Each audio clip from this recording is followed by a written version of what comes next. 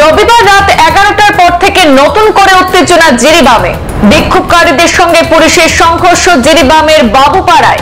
মণিপুরে BJP Congress party অফিসে ভাঙচুর, আগুন। পুলিশের গুলিতে বিক্ষোভকারীর মৃত্যুর অভিযোগ। জিরিবামের অন্তত 5টি গির্জা, স্কুল, পেট্রোল পাম্প এবং বাড়িঘরে ভাঙচুর ও অগ্নিসংযোগের অভিযোগ। কেন্দ্রের নির্দেশে পরিস্থিতি সামাল দিতে রাজ্যে নামানো হয়েছে সেনা। যৌথ বাহিনীর টহলদারি চলছে মণিপুরে। সোমবার সকাল থেকে থমথমে পরিস্থিতি জিরিবামে। আজ বৈঠকে বসতে পারেন অমিত শাহ। ফের রক্ত ঝরল মণিপুরে। সপ্তাহ ঘুরলেও এখনো শান্তি ফিরেনি উত্তর পূর্বের এই রাজ্যে। রাজ্য সরকার সংযত থাকার বার্তা দিলেও গোষ্ঠী সংঘর্ষে উত্তপ্ত মণিপুর।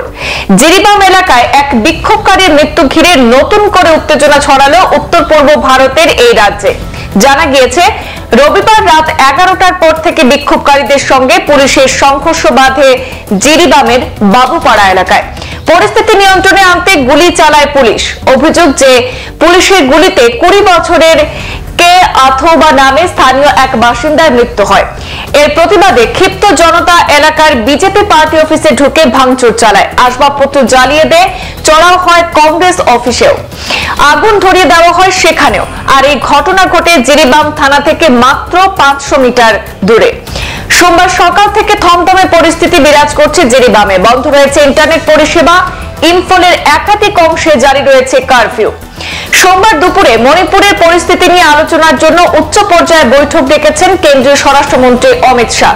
আর সেই বৈঠকে উপস্থিত থাকতে পারেন জাতীয় নিরাপত্তা উপদেষ্টা অজিত ডোভাল। আদিবাসী সংগঠন ITLF দাবি করেছে যে কারফিউর মধ্যে রবিবার রাতে জিরিবামের 5টি গির্জা, স্কুল, পেট্রোল পাম্প এবং বিভিন্ন বাড়িঘরে ভাঙচুর করা হয়। কোথাও কোথাও অগ্নিসংযোগও করা হয়েছে। কে বা কারা এই হামলা চালিয়েছে তা এখনো পর্যন্ত স্পষ্ট নয়। জিরিবাম সহ একাধিক জায়গায় নতুন করে উত্তেজনা ছড়িয়েছে গতকাল থেকে।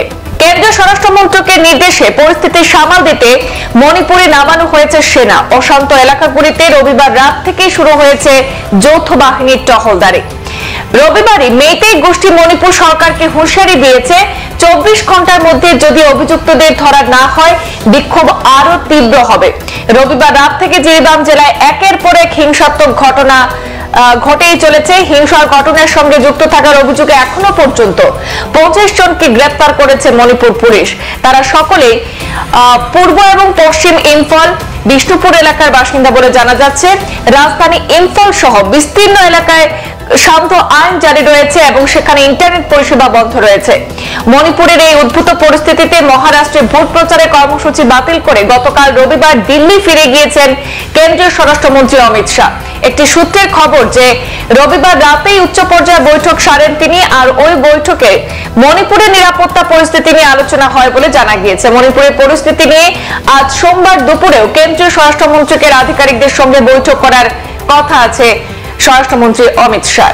সংবাদ এই পর্যন্ত। ফিরছি পরবর্তী অন্যান্য আপডেট নিয়ে, সাথে থাকুন। ধন্যবাদ।